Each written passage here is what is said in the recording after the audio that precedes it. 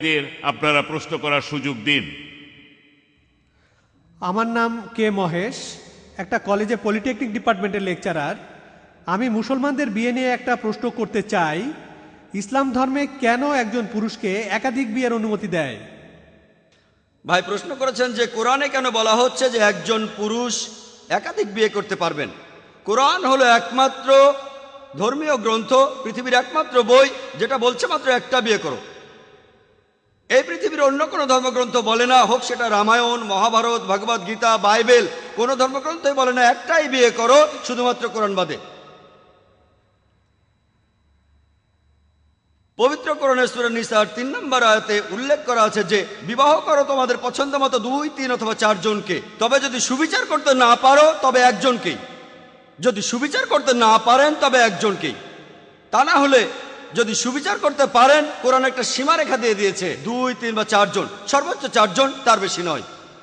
অন্যান্য ধর্মে পুরুষকে বিয়ে করার অনুমতি দেয়া আছে তারা যতগুলো চায়। কোরআন বিয়ের সর্বোচ্চ সংখ্যা বেঁধে দিয়েছে 4 জন।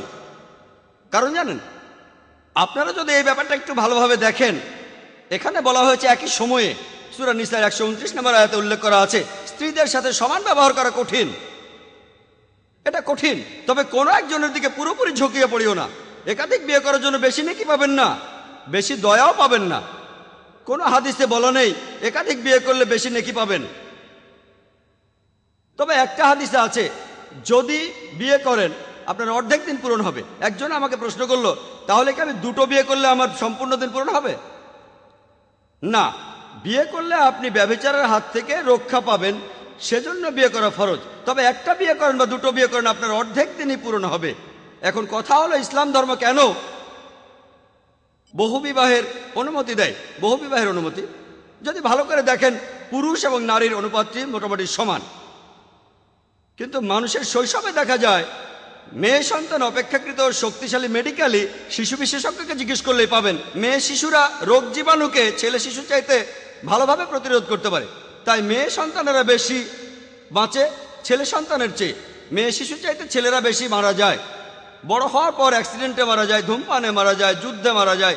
নারীর চাইতে পুরুষ বেশি সংখ্যায় মারা যায়। আফগানিস্তানে যুদ্ধ জানেন, সেখানে কয়েক লক্ষ মানুষ মারা গেছে, বেশিরভাগই পুরুষ। যে কোনো দুর্যোগের কথা বলেন না কেন, মহিলার চাইতে পুরুষ বেশি মারা যায়। যদি পরিসংখ্যান দেখেন তাহলে ইন্ডিয়া সেই স্বল্প সংখ্যক দেশগুলোর মধ্যে একটা যেখানে মহিলার সংখ্যা পুরুষের চেয়ে কম। কারণ জানেন, কারণ মেয়ে শিশু হত্যা। প্রত্যেক দিন 3000-এর বেশি মহিলার গর্ভপাত ঘটানো হয় যখন জানা যায় সন্তানটি মেয়ে। ইন্ডিয়ার প্রতি বছর 10 লক্ষ মহিলার গর্ভপাত ঘটানো হয় যখন জানা যায় সন্তানটি মেয়ে। এটাই কারণ। তা না হলে যদি পরিসংখ্যান দেখেন, আমেরিকায় সেখানে মহিলার সংখ্যা পুরুষের চাইতে প্রায় 78 লক্ষ বেশি। শুধু নিউ ইয়র্কে মহিলার সংখ্যা পুরুষের চাইতে 10 লক্ষ বেশি। আর নিউ ইয়র্কের জনসংখ্যার মধ্যে 1/3 সমকামী, সোডোমাইট, কমেলুত। আমেরিকাতে 2.5 কোটির বেশি মানুষ সমকামী। তার মানে আমেরিকাতে 3 কোটি মহিলা তাদের জন্য কোনো স্বামী পাবে না। আর ইংল্যান্ডে মহিলার সংখ্যা পুরুষের চেয়ে 40 লক্ষ বেশি। শুধু জার্মানিতে মহিলার সংখ্যা 50 লক্ষ বেশি। শুধু রাশিয়াতে 70 লক্ষ বেশি মহিলা। আল্লাহ সুবহানাহু ওয়া তাআলা ভালো জানেন এই পৃথিবীতে পুরুষের চেয়ে মহিলার সংখ্যা কত বেশি।